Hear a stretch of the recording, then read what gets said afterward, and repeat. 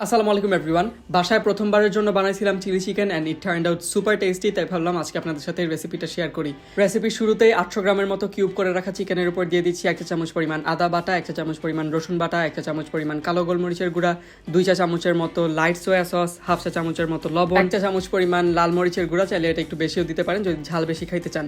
তারপর সবগুলা জিনিস ভালো মতো মিক্স করে নিব। মিক্স করা হয়ে গেলে দিয়ে দিব একটা মিডিয়াম সাইজের ডিমটাও ভালো মতো মিক্স করে নেওয়া হয়ে গেলে আমরা দিয়ে দিব 3 টেবিল চামচ পরিমাণ ময়দা এবং 2 চা চামচ পরিমাণ কর্নফ্লাওয়ার। আর এই দুইটা জিনিস দেওয়া হয়ে গেলে সবগুলা জিনিস আমরা ফাইনাল মিক্স করে নিব একদম ভালো মতো, এবং এটাকে মিক্স করে আমরা চলে যাব আমাদের রেসিপির নেক্সট স্টেপে যাওয়ার জন্য এই চিকেনগুলোকে আমাদের ফ্রাই করতে হবে। ফ্রাই করার জন্য প্যানে পর্যাপ্ত পরিমাণ তেল গরম করে নিচ্ছি। তেলটা ভালো মতো গরম হয়ে গেলে সবগুলা চিকেনের কিউব এখানে দিয়ে ভেজে নিব গোল্ডেন ব্রাউন কালার হয়ে যাওয়া পর্যন্ত।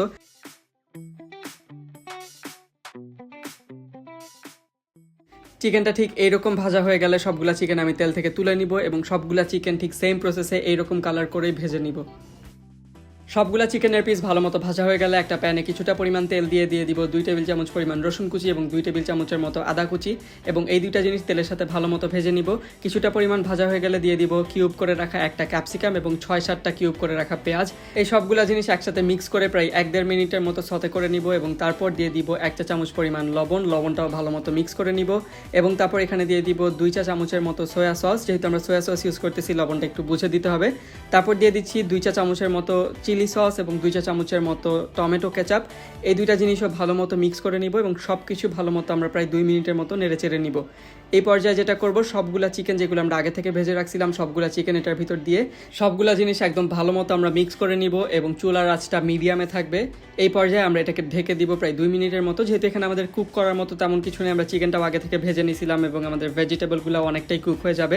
এই পর্যায়ে আমি 2 টেবিল চামচ কর্নফ্লাওয়ারের ভিতর 1 কাপের মতো পানি দিয়ে এটাকে মিক্স করে বা চিকেনের এই এটার ভিতর দিয়ে দিচ্ছি। তারপর খুব ভালো মতো মিক্স করে নিব। এখানে আপনারা পানি অ্যাড করবেন যতটুকু আপনাদের মন চায়, মানে আপনারা যদি গ্রেভিটা একটু বেশি রাখতে চান একটু বেশি পানি অ্যাড করবেন। আমি প্রায় 1 কাপের মতো পানি অ্যাড করে দিয়েছিলাম, যেহেতু আমি এটা খুব বেশি থিকও চাই না আবার খুব বেশি পাতলা হোক এমনও চাই না।